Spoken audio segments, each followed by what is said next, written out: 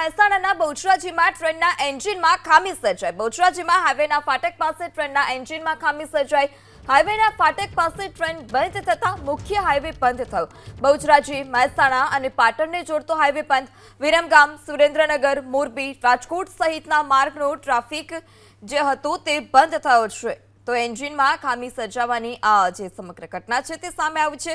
બહુચરાજી હાઈવેના ફાટક પાસે ટ્રેનના એન્જિનમાં ખામી સર્જાઈ। વધુ માહિતી સાથે સંવાદદાતા હારૂન પણ ફોન લાઈનથી જોડાઈ ચૂક્યા છે। જે હારૂન, એન્જિનમાં ખામી સર્જાઈ છે તે ઉપરાંત જે મુખ્ય હાઈવે છે તે પણ બંધ કરવાની ફરજ પડી છે। કેટલા લોકોને હાલાકી, કયા કારણોસર ખામી સર્જાઈ છે તે કોઈ વિગત સામે આવી છે ખરી?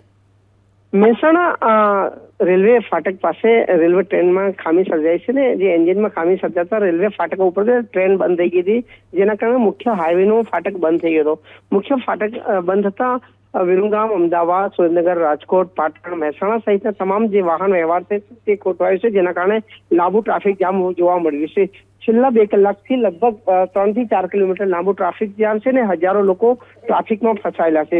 જે રીતે રેલવેનું ફાટક બંધ થયું છે, રેલવે ફાટક બંધ થતા વાહન વ્યવહાર પણ ખોરવાયું છે, તેના કારણે લોકો પરેશાન છે। મહેસાણાના બહુચરાજીમાં રેલવે વિભાગના કારણે છેલ્લા ઘણા વર્ષથી આ સમસ્યા છે, કારણ કે રેલવે ફાટકના કારણે અવારનવાર અહીંયા ટ્રાફિક સમસ્યા સર્જાશે। તો બીજી તરફ જે રિંગ રોડ છે તે બનવો નથી, જેના કારણે લાંબુ ટ્રાફિક પણ રહે છે।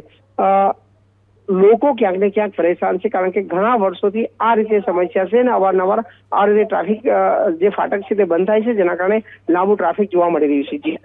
જી હારૂન, સમગ્ર માહિતી બદલ આભાર।